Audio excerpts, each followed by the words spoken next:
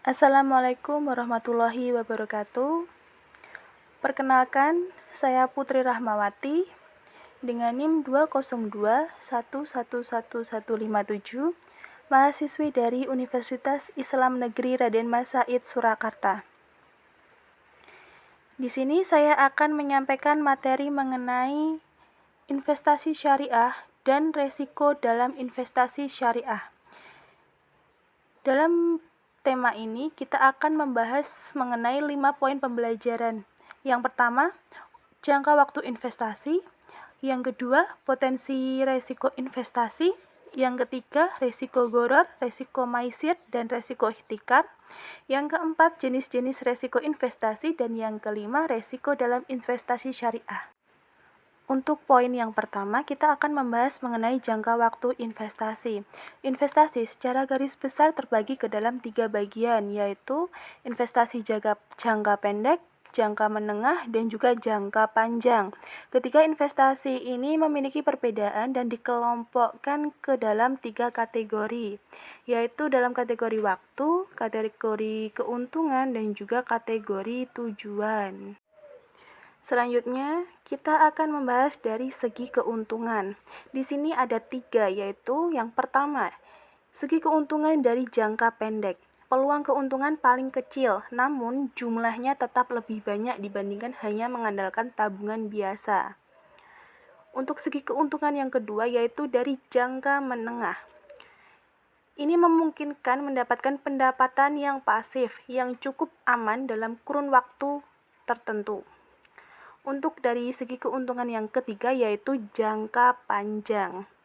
Investasi yang memungkinkan mendapatkan penghasilan yang lebih besar dan memberikan keuntungan yang diharapkan. Selanjutnya dilihat dari segi waktu dan tujuan. Untuk yang pertama yaitu jangka pendek. Investasi yang dilakukan dalam waktu kurang dari 1 tahun. Tujuannya untuk mendapatkan dana dalam waktu dekat kurang dari 1 tahun. Yang kedua yaitu jangka menengah. Investasi yang dilakukan dalam rentan waktu 1 hingga 5 tahun. Tujuannya untuk mendapatkan pertumbuhan nilai investasi yang bisa membiayai kebutuhan yang sedikit lebih lama. Yang ketiga yaitu jangka panjang. Investasi yang dilakukan dalam kurun waktu lebih dari 5 tahun. Tujuannya untuk persiapan kebutuhan yang lebih jauh waktunya. Poin kedua yaitu mengenai potensi resiko investasi. Untuk yang pertama yaitu resiko daya beli. Resiko ini berkaitan dengan terjadinya inflasi yang menyebabkan nilai real pendapatan akan lebih kecil. Yang kedua yaitu resiko bisnis. Resiko ini berkaitan dengan kemampuan perusahaan untuk memperoleh laba. Untuk yang ketiga yaitu resiko tingkat bunga yang berhubungan dengan surat-surat berharga yang harganya akan cenderung lebih turun. Untuk yang keempat yaitu resiko pasar. Resiko pasar ini tergantung dengan naik turunnya potensi pasar. Untuk yang kelima yaitu resiko likuiditas. Resiko ini berkaitan dengan kemampuan suatu surat berharga untuk segera diperjualbelikan tanpa mengalami kerugian. Untuk poin selanjutnya yaitu mengenai resiko gharar. Di sini disebutkan ada 2. Yang pertama resiko pasif, yakni resiko yang terjadi di mana benar-benar tidak terdapat perkiraan dan perhitungan yang dapat dipakai. Perkiraan atas resiko ini hanya mengandalkan keberuntungan. Karenanya seseorang hanya mampu bersikap pasif. Yang kedua yaitu resiko responsif, yaitu resiko yang munculnya memiliki penjelasan kausalitas dan memiliki distribusi probabilitas. Resiko jenis ini karenanya dapat diperkirakan dengan menggunakan cara-cara tertentu. Memperkirakan resiko ini sering disebut dengan game of skill, karenanya perkiraannya didasarkan atas skill tertentu. Selanjutnya yaitu resiko maisir. Istilah perjudian atau maisir merupakan bentuk objek yang diartikan sebagai tempat untuk memudahkan sesuatu.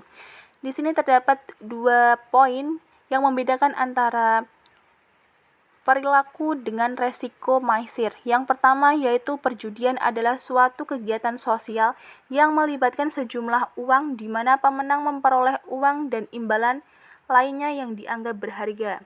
Untuk yang kedua yaitu resiko yang diambil bergantung pada kejadian-kejadian di masa mendatang, dengan hasil yang tidak diketahui dan banyak dilakukan oleh hal-hal yang bersifat kebetulan atau keberuntungan. Selanjutnya yaitu resiko ihtikar. Untuk yang pertama yaitu penyimpangan terstruktur, yaitu suatu pasar akan mengganggu mekanisme pasar dengan cara yang sistematis dan terstruktur pula. Yang kedua yaitu penyimpanan tidak terstruktur, yaitu adanya faktor internal dan temporer yang mengganggu sistem pasar. Untuk yang ketiga yaitu ketidaksempurnaan informasi dan penyesuaian. Hal ini seperti yang terjadi membeli barang dari produsen ketika masih di tengah jalan, membeli dari orang-orang yang bodoh yang tidak mengerti harga pasar yang sebenarnya. Poin selanjutnya yaitu mengenai jenis-jenis resiko dalam investasi. Untuk yang pertama yaitu resiko suku bunga. Resiko yang dialami akibat dari perubahan suku bunga yang terjadi di pasaran yang mampu memberi pengaruh pendapatan investasi. Untuk yang kedua yaitu resiko pasar.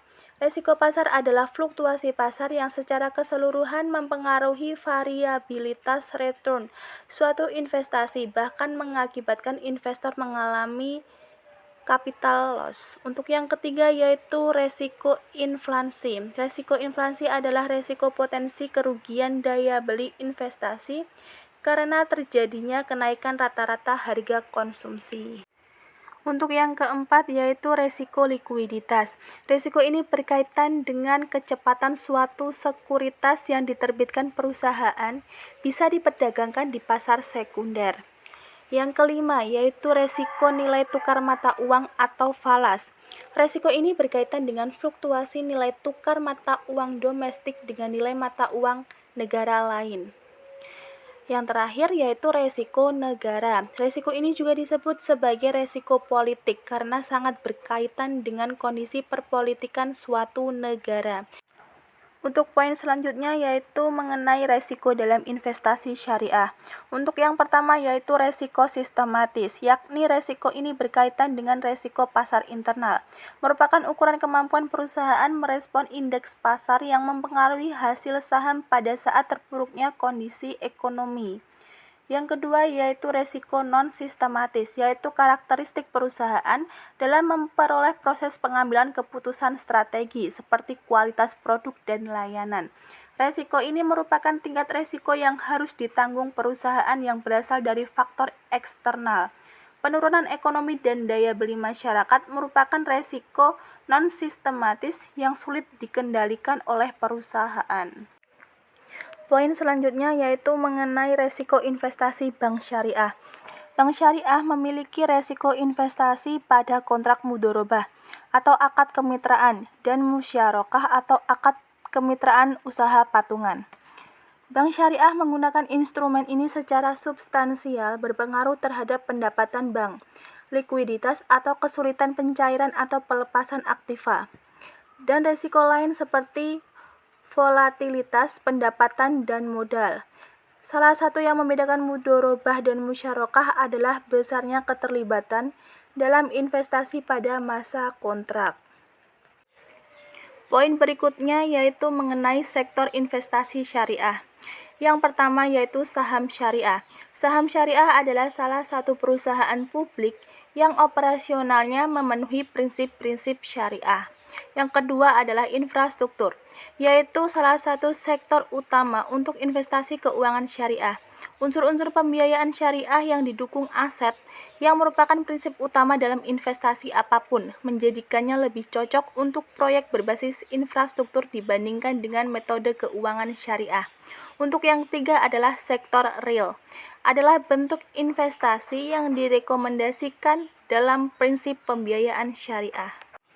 Yang keempat ada keuangan mikro syariah. Keuangan mikro syariah ini merupakan suatu terobosan baru dalam pendekatan pembangunan ekonomi yang dimaksudkan untuk memberikan manfaat bagi masyarakat berpenghasilan rendah yang belum tersentuh produk dan jasa keuangan. Misalnya seperti BMT yang diatur dalam peraturan OJK. Untuk yang kelima yaitu ada sukuk. Sukuk adalah nama lain dari obligasi syariah yang dijamin dengan adanya aset, memiliki imbalan hasil yang stabil, dapat diperjualbelikan, dan sesuai dengan aturan syariah. Cukup sekian materi saya mengenai investasi syariah dan risiko dalam investasi syariah. Semoga video ini dapat bermanfaat untuk banyak orang. Dan apabila dalam pembahasan banyak salah kata, saya mohon maaf yang sebesar-besarnya. Sekian dari saya. Wassalamualaikum warahmatullahi wabarakatuh.